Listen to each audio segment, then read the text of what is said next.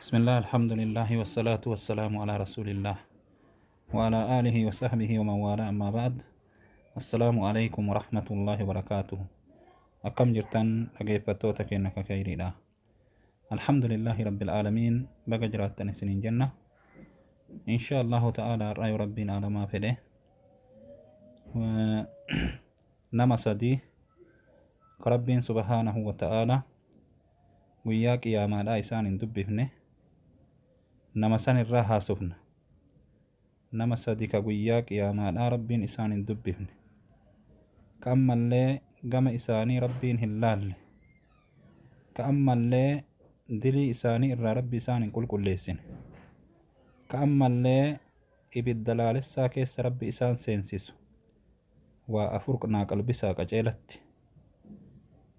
hadiisa kanaa imaamu muslimtu baase sahiha isaa keessatti jechu. hadiisichi sahiha yaa obboleewwan.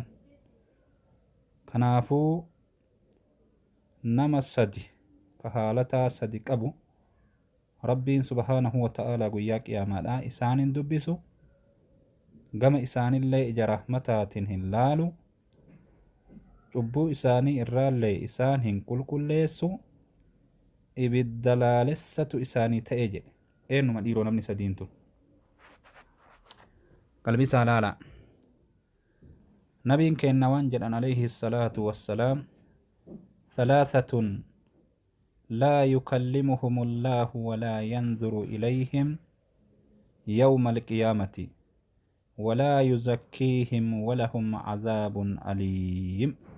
أكنا جاء النبي محمد عليه الصلاة والسلام نما حالتا صديق أبو كيست أفلالا أن كيس جراجل أني كيست أفلالو برباچسا yoo keessa jiraatan dafanii tawbatuu barbaachisa irra turuu naman barbaachisu yoo keessa hin jiraanne rabbi faarfachuu barbaachisa alhamdulillahi jedhanii rabbii keessa nun jiraachisin jedhanii nama haalataa sadi qabu. haala sadeen kanarraa tokko maka qabu jechuu beeki. ثلاثة لا يكلمهم الله ولا ينظر إليهم يوم القيامة ولا يزكيهم ولهم عذاب أليم. akkana jedhe nama haalataa sadiin kanarraa tokko yoo qabaate yoo sadiin wal bira qabaate wan isa eeggatu waan kana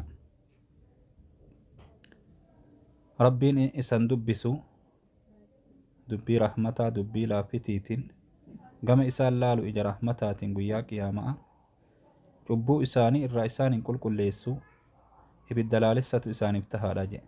sanirraa ka duraa almusbilu izaarahu المسبل إزاره إسا مرتو إسا كومي قد برسجد مرتو تانان سري تانان مدورة تانان وان سلاد إيرتي قد أتدبين تورد إلاج الله إلى اللت دبرتيمت دبين جلقبات المسبل إزاره ججون تورد إراقبت نمد إراك سري إسا أغرتني gabaabsuu didee kiyyoo tana warri gariin kiyyoo jedhaniin warri gariin koomee jedhaniini tayoo gara jilbaatii gaddeeman itti dhufan tullinna gamaa gamanaa tanaan jedhani isii bira gaddabarsuun hin ta'u. namni dhiiraa marxoo tahe midawwara tahe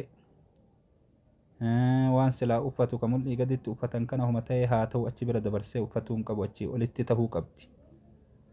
nama achi bira dabarsee uffate tokko taakkanaa jedha namni rabbiin guyyaa qiyaamaa isan dubbifne ka guyyaa qiyaamaa ija rahmataatiin hin laalle ka guyyaa qiyaamaa dilii isaa irraa isan qulqulleessine ka guyyaa qiyaamaa ibidda jahannam keessatti zalaalam ta'u eenyu jennaan tokko nama kana taakka.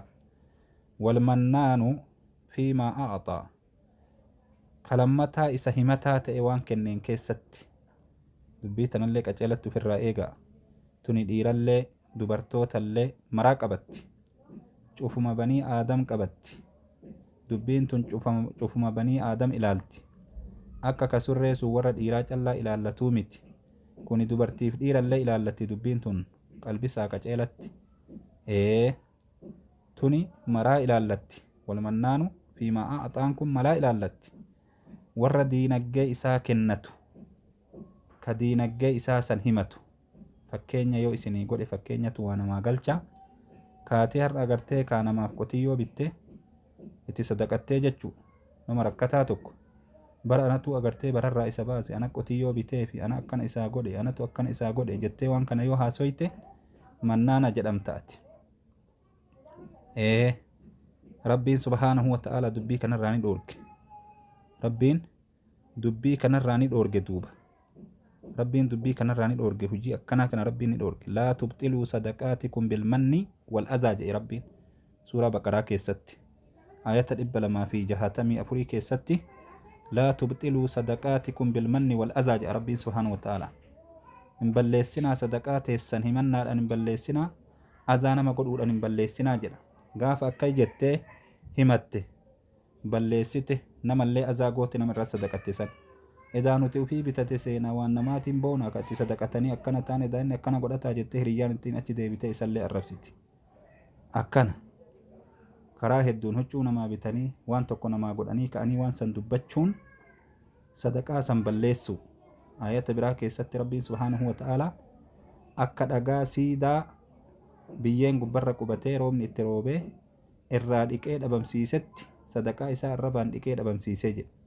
Guyyaa qiyaamaa yeroo na bira dhufe waan takka illee argatu jedha Rabbiin subhaanahu wa ta'ala warra akkasiisanii. Tiifamaa yaa obboleewwan tiifamaa irra namni kuni ka sadaqaa isaa kennatee dubbiin jala deemu kanatu sadaqate anatu kenneef anan maziida kana ijaare anatu waan kana godhe anatu akkana godhe anatu akkana godhe anatu akkana godhe jedhee himataa oolu kun sadaqaa isaa waan kenne himu kun rakkoo yaa obboleewwan keenya. Nama kana laan Rabbiin itti dallana. Dallansuu Rabbii keessa waa afur tasiin duratti dubbanne tanatu keessa jira. Tokkoffaa Rabbi isan dubbisu ija rahmataatiin isan laalu guyyaa qiyaamaa dilii isaa irraa isan qulqulleessu ibidda laalessaa ta'etu isaaf tahaadha. Eenyuun nama sadaqatee sadaqaa isaa agartee haasawaa oolu jechuu.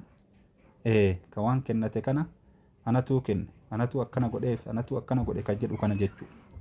Akkuma san duuba ka sadaffaadha wal munfiqu akkana jedhe duuba wal munfiqu sil'atahu bilhalfil kaazib bihalfin kaazibin jedhe Rabbiin subhaanahu wa ta'ala nabiin kenna alayhi salaatu wassalaam.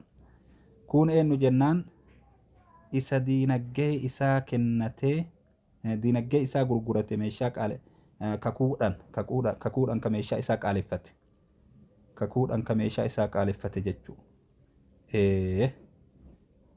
Duuba kijibumaan agartee ka meeshaa isaa qaaleffate misaala yoo isinii godhe misaalatu waa namaa ibsaa. Namni agartee ka naggaadonni tunniin gizee agartee waa bittee gurgurattu ammuma kana agartee ka xeefii 2,000 bitee 2,500 bite jedha. Wallaahi billaahi jedhee itti kakata. Nama itti gurgurattu san meeqan itti gurgurata duuba 3,000 yookiin 2,000 fi agartee ka 600 700 500 bite eega jedhe akkasire. Takkiyyuu kasaaramaan sii gurguraa akkasumaan narraa bitadhu jedheeni akkana godha.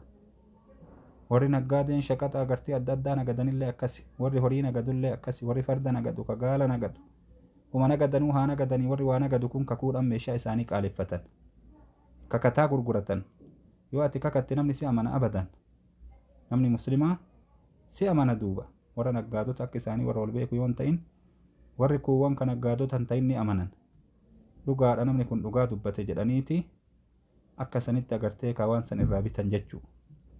Warra akkanatti maqaa rabbiitiin meeshaa gurguratan addunyaa gubbatti warra maqaa rabbiitiin nagadatan warra kakuu agartee gaachana godhatanii kanaan nagadatan guyyaa qiyaamaadha Rabbiin maaliin godhu kalaama agartee ka rahmataatiin isaanin dubbisu ija rahmataatiin isaanin laalu dilii isaanii irraa isaanin qulqulleessu ibidda laalessatu isaaniif tahee jedhe Rabbiin subhaanahu wa ta'ala. Nama sadeen kana guyyaa qiyaamaadha bifa kanaan waa afran kanaatu qixaaxaman waa afran kanaan mokkoraman duuba. Dubbii tana mee laalaa keessa jirra moo keessa hin jirruu gaxiinxallaa keessatti uf laala. Hadiisni nabii kennaa mastaawatii yaa obboleewwan keenya. Ta buna gurgurtu ta sooqidda gurgurtu ta sukkaara gurgurtu dukkaana keessa teette wallaahi haganaan binne wallaahi akkasi akkana je'a arrabni wallaahi irraa gizee takka gad hin deebi'u.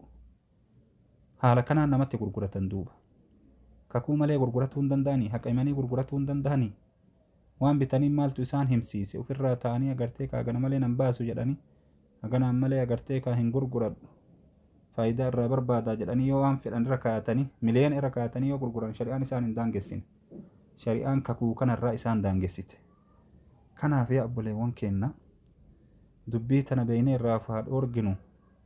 Bakkiti isiin ittiin nuun deemtu bakka guddaa kana kunu halaaka jecha yaa obboleewwan kiyya. Halaaka guddaa kana haa tiifamnu isiniin jedha obboleewwan keenya. Bakka jirtanitti sheer walii godhaa wal dhaqqabsiisaa.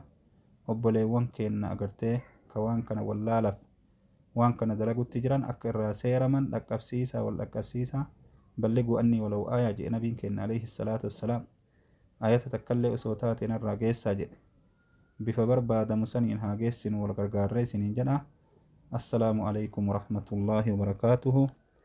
مع السلام إلى اللقاء.